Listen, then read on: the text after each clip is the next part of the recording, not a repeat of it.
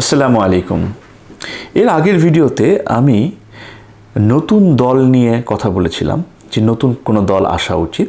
তবে পুরাতন দলগুলো যেহেতু রাজনীতিতে আছেন এবং নির্বাচনেও আসবেন, তারা যদি বাই চান্স সিলেক্টেড হয়ে যান তাহলে তো বিপদ হয়ে যাবে। কারণ যেগুলো পুরাতন দল, তারা যাদেরকে আমরা ক্ষমতায় দেখেছি, তারা কেউ দুর্নীতি দূর করতে পারে নাই। আমরা তাদেরকে চিনি খুব ভালো করে।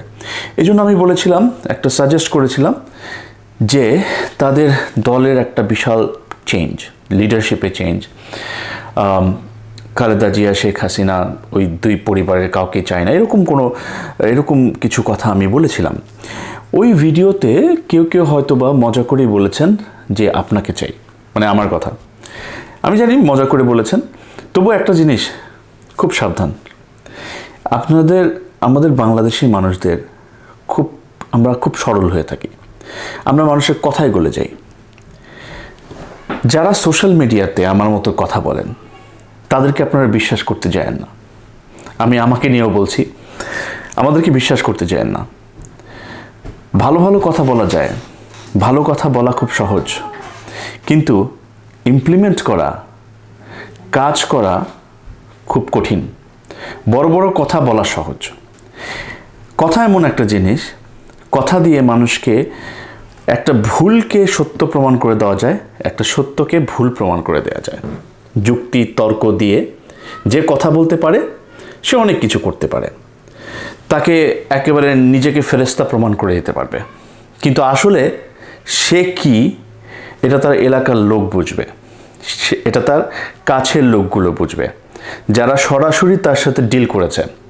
এই জন্য সোশ্যাল মিডিয়াতে যারা আছে তাদেরকে এই অফারটা আপনারা দিয়েন না, কারণ তারা কি একমাত্র আল্লাহ জানেন।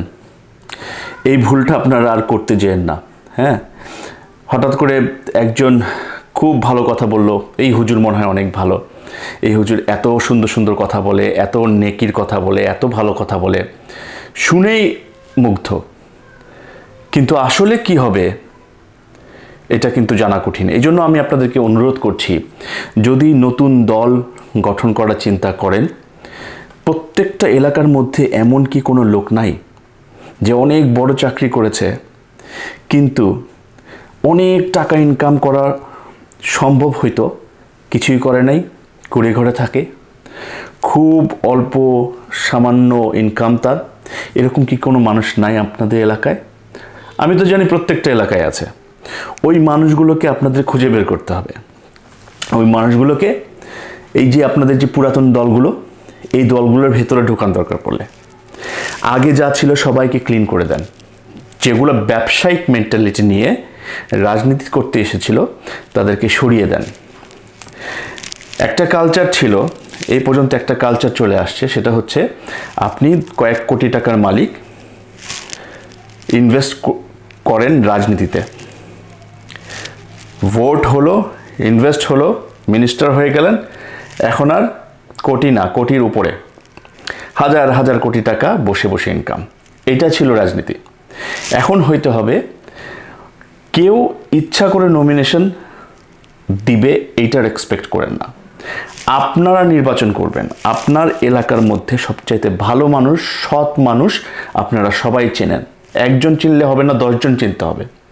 10 জন সিলেক্ট করেন, ওই মানুষটাকে বলেন আপনি রাজনীতিতে আসেন। সে আসতে চাবে না, কারণ রাজনীতির অবস্থা খুব খারাপ। ওই রকম সরল ভালো মানুষ কখনো রাজনীতিতে আসতে চাবে না। আপনাদের দায়িত্ব হবে তাদেরকে জোর করে বুঝিয়ে শুনিয়ে রাজনীতিতে নিয়ে আসা।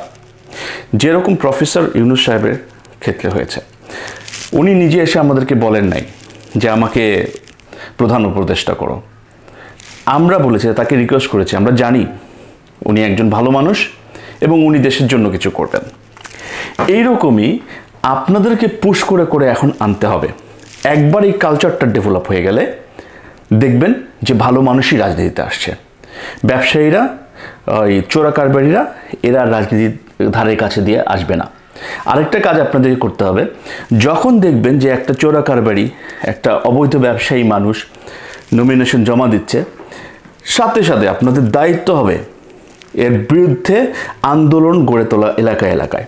যে না, এই লোকটাকে আমরা চাই না, এই লোকটা এরকম ব্যবসা করে এবং সে একজন অবৈধ ব্যবসায়ী, সে অবশ্যই রাজনীতিতে আসলে আমার দেশের জন্য ভালো হবে না।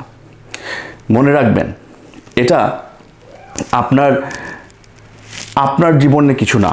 আপনি যে একটা ব্যবসা করছেন, ব্যবসার জন্য ইনভেস্টর খুঁজছেন, এটা কিন্তু না। পুরা দেশের জন্য একটা লিডার খুঁজছেন। যখন একজন লিডার খুঁজবেন, অবশ্যই দেখতে হবে সে শিক্ষিত কিনা, সে জানে কিনা, সে দেশ চালানোর মতো তার ক্ষমতা আছে কিনা, এবং সে তার নাফসকে কন্ট্রোল করতে পারে কিনা, সে কি সৎ কিনা। অনলাইনে দুইটা কথা বলছে, মিলিয়ন সাবস্ক্রাইবার হয়ে গেছে, কথা শুনলেই মনে হয় ভালো মানুষ। এইরকমভাবে ভালো মানুষ নির্বাচন করা বাদ দিতে হবে। মানুষের অন্তরের ভেতরে কি আছে একমাত্র আল্লাহ জানেন, এবং সেই মানুষটা হয়তো বা জানেন। অনেক সময় সেই মানুষটাও জানেন না একটা সময় সে তার নাফসকে কন্ট্রোল করতে পারবে কিনা। একটা সময় যখন অনেক লোভ আসবে, অনেক টাকা পয়সা তার চারিপাশে আসবে, সেই লোভটা সে কন্ট্রোল করতে পারবে কিনা। এই জন্য আপনাদেরকে বলি, আপনাদের এলাকার মধ্যে যারা ভালো মানুষ আছেন তাদেরকে নির্বাচিত করুন, তাদেরকে বলুন রাজনীতিতে আসতে। একটা দল গঠন করুন, 300 জনের একটা টিম গঠন করুন, তাদেরকে বলুন রাজনীতিতে আসতে। এবং যেই পুরাতন দলগুলো আছে সেই দলগুলো সম্পূর্ণ চেঞ্জ করে দিন। যদি চেঞ্জ না হয়, পরিবর্তন না হয়, তাহলে এই পুরাতন দলগুলোকে রাজনীতিতে এই ইলেকশনের মধ্যে আসতে দেওয়া যাবে না। এই আন্দোলনটা গড়ে তুলুন। আমরা স্বাধীনতা পেয়েছি, প্রকৃত স্বাধীনতা এখনো পাইনি। আমরা যারা সোশ্যাল মিডিয়াতে কথা বলছি, আপনাদেরকে বিভিন্ন আইডিয়া দিচ্ছি, বিভিন্নভাবে উৎসাহিত করছি, আমরা যারা আপনাদের আন্দোলনের সময় অনলাইনে প্রতিবাদ করেছি, আমরা করে যাব। কিন্তু আমাদের মধ্য থেকে কাউকে সিলেক্ট করার চিন্তা করেন না। আমরা কথা বলি, আমাদের কথার মধ্যে ভুল হতে পারে, আমাদের কথা হয়তো বা এখন সত্যি হচ্ছে, কিন্তু ক্ষমতায় চলে যাওয়ার পরে আমাদের আসল রূপও হয়তো বা দেখতে পারেন। আল্লাহ মাফ করুক, ওরকম যাতে না হয়। আপনারা খুব সহজে মানুষকে বিশ্বাস করে ফেলেন, এটা খুব খারাপ জিনিস, এটা করেন না। এলাকায় সবাই যাকে ভালো জানেন একটা লোক সিলেক্ট করেন। এভাবে এক একটা লোক যখন সিলেক্ট করবেন রাজনীতির জন্য, মনের মধ্যে রাখবেন সে মিনিস্টার না, সে পুরা দেশটাকে চালাবে। একেবারে প্রধান, দলের প্রধান হবে, প্রধান হতে পারে কিনা, এইভাবে করে এক একটা নেতা আপনি সিলেক্ট করবেন।